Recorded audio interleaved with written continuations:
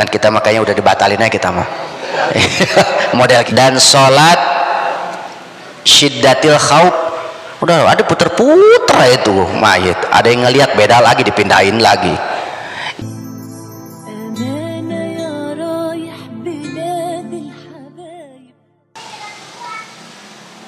Wa yajibu istiqbaluha bisodri wal wajhi liman kana muttaji'an. Sekarang bagaimana kalau sholat yang nggak berdiri? Sholatnya sholat celentang. Ya sholatnya bukan celentang, tidur miring. Yang jadi tolak ukur madhab ke Ka'bah adalah dada dan muka. Sholat kijahid, sholatnya sambil tidur miring, jangan bisa berdiri, duduk juga nggak bisa. Udah akhirnya mah sholat tidur miring. Maka yang harus madhab ke kiblat dua, muka, dada. Bagaimana tidur miring juga nggak bisa, bisanya celentang.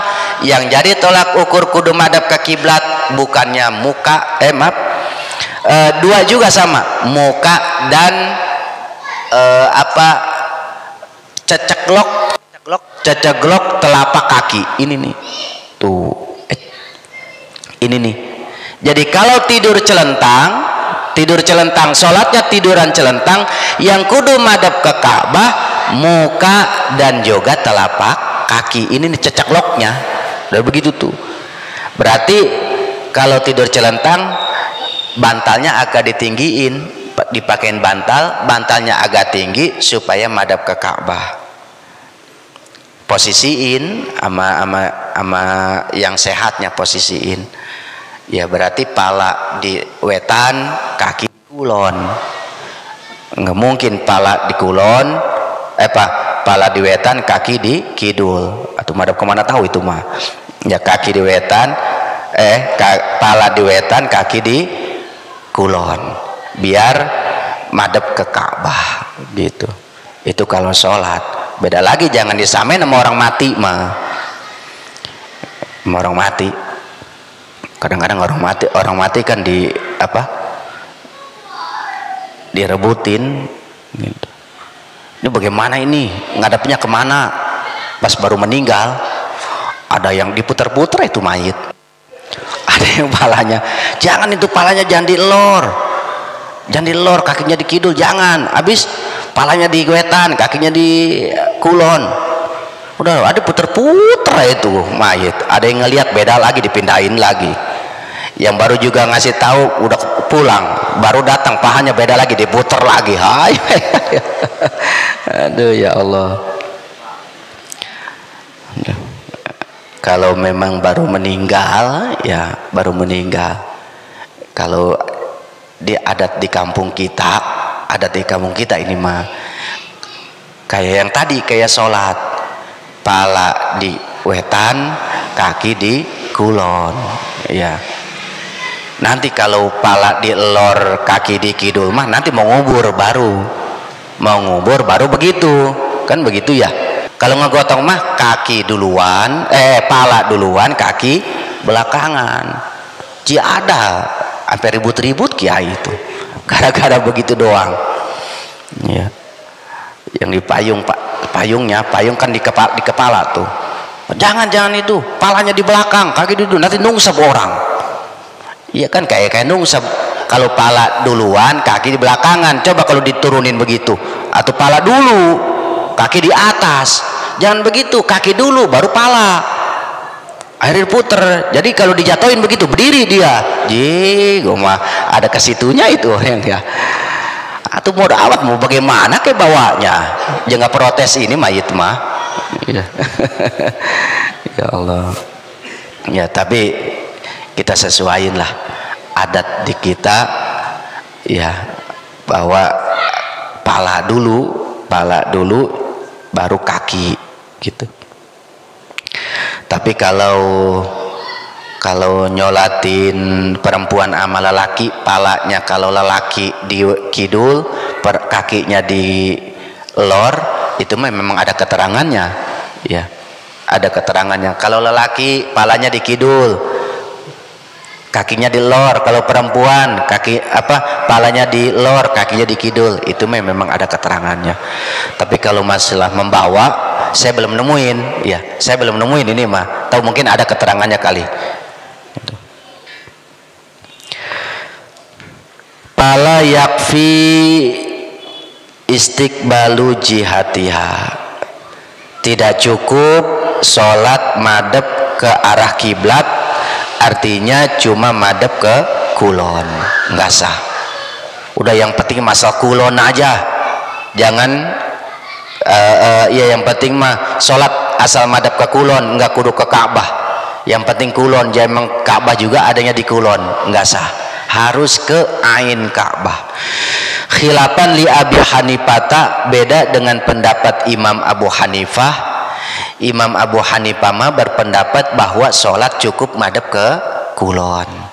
Jadi nggak harus madep ke Ka'bah, ke jihad Ka'bah juga cuma ke kulon, itu sah hukumnya. Bagaimana kalau kita taklid kepada Imam Abu Hanifah? Nggak apa-apa, tapi harus dari wudunya taklid ke Imam Abu Hanifah. Pembatalan wudunya taklid kepada Imam Abu Hanifah, sholatnya rukunnya taklid kepada Imam Abu Hanifah. Harus semua taklid kepada Imam Abu Hanifah, jangan enclok ya. Cuma taklid ke Imam Abu Hanifah cuma madepnya doang, adapun rukunnya mah tetap kepada mazhab Imam Syafi'i, tidak sah. Jadi harus kalau memang mau taklid kepada Imam Abu Hanifah, dari wudu sampai ke sholatnya, dari rukun ke pembatalannya, taklid kepada Imam Abu Hanifah, satu paket. Dari wudu, sebab wudu dengan sholat itu satu paket. Imam Abu Hanifah itu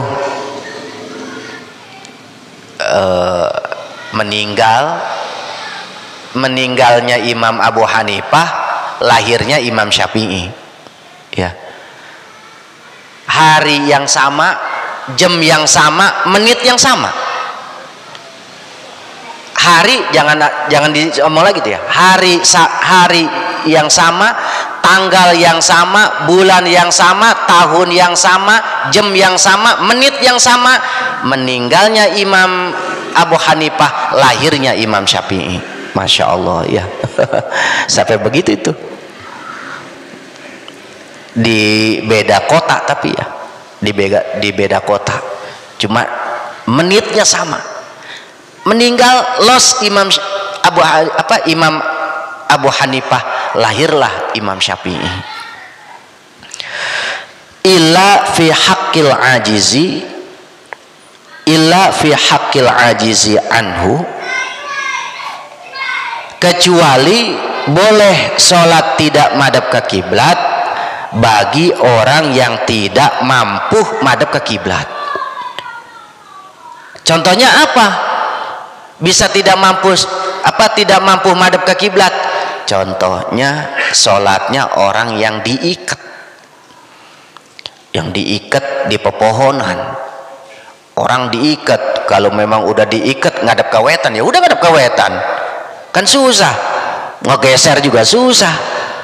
Udah aja ngadep, sholatnya ngadep ke wetan, sebab tidak mampu sholat madhab ke kulon. Ataupun di dalam syarahnya, payusolil marid, orang yang sakit juga sama, termasuk ajiz anhu, orang yang tidak mampu madhab ke kiblat. Contohnya apa? Yang tadi sakit, tidur sholatnya sambil tiduran, sakit sholatnya sambil tidur miring, itu termasuk ajiz anhu, sholat yang tidak mampu madhab ke kiblat. Wapi sholati syiddati khaufin, dan sholat syiddatil khauf, banget atau keadaan takut dalam perang, baik itu sholat fardu ataupun sholat sunnah. Kalau memang lagi perang, maka boleh sholat tidak madhab ke Ka'bah. Udah mau madhab kemana kek gitu, takut ditembak, takut diserang, udah sambil aprit-apritan itu sholat, nggak apa-apa ya, sambil enggak ngadap ke Ka'bah, sambil larian, sambil apa boleh. Fayusolli kaifa amkanahu, maka orang yang sholatnya dalam keadaan syiddatil khauf, dalam peperangan, perang melawan orang kafir, boleh madep kemana aja dia mau, masyian warakiban, baik jalan ataupun lagi berkendaraan, mustalqiyan, mustaqbilan au mustadbiran, baik itu madhab ke kiblat ataupun ngebelakangin kiblat. Kalau dalam keadaan syiddatil khauf, perang melawan orang kafir, maka hukumnya boleh tidak madhab ke kiblat. Begitupun kaharibin min harikin, Ki Zaid lagi sholat takut kebakaran. Ki Zaid sholat di rumah, rupanya mah kompor gas meleduk, meledak, kebakaran, lari, terusin sholat mah nggak apa-apa. Bismillahirrahmanirrahim, alhamdulillahirabbil alamin, arrahmanirrahim, maliki yaumin, bedak, kebakaran, lari, maliki yaumiddin, iya kena mudah, iya kena stadion di sana ke lapangan, boleh itu. Iya, ngan hebat itu imannya. Orang-orang wali ini nggak bakalan kayaknya. Masya Allah, boleh ya. Dalam keadaan kebakaran, wasailin, dan juga banjir, lagi sholat datang banjir, datang tsunami, nggak apa-apa, sambil lelarian boleh membelakangi kiblat. Wasabuin, lagi sholat ada binatang buas, lagi sholat ada harimau, ada apa lagi, macan, takut dicengkram, maka boleh kita kabur sambil sholat. Wahayatin, atau takut ular, lagi sholat, lagi sujud, di depan rupanya mah ada ular kobra, lagi celangap aja ular kobra, takut dipatok, langsung lari sambil sholat, nggak dibatalin, boleh. Pindah dari ruang tamu sholatnya, pindah ke dapur, boleh sholatnya. Ngan kita makanya udah dibatalinnya kita mah. Model kita itu mah langsung megang ke koprak. Wa minda inin ingda i'sarin, atau orang yang takut ditagih hutang, ya, punya hutang sedangkan enggak ya, enggak mampu untuk bayar, punya hutang enggak mampu untuk bayar. Waduh, lagi sholat ada yang tok-tokan, assalamualaikum, masya Allah, ini mah udah kayaknya ini mah yang nagih utang ini.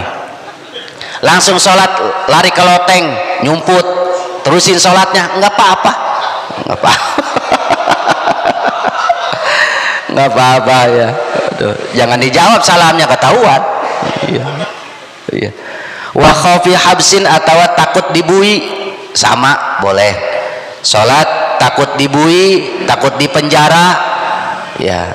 Lagi sholat datang polisi, mau dipenjara, langsung lari ke loteng, nggak apa-apa ya, diterusin sholatnya, bari naik tangga, bari baca Fatihah, nggak apa-apa, sahaja sholatnya, baik sholat fardu ataupun sholat sunnah. Mungkin itu aja pengajian kali ini. Takut ada pertanyaan, ya mungkin ada beberapa orang, ya mangga ya.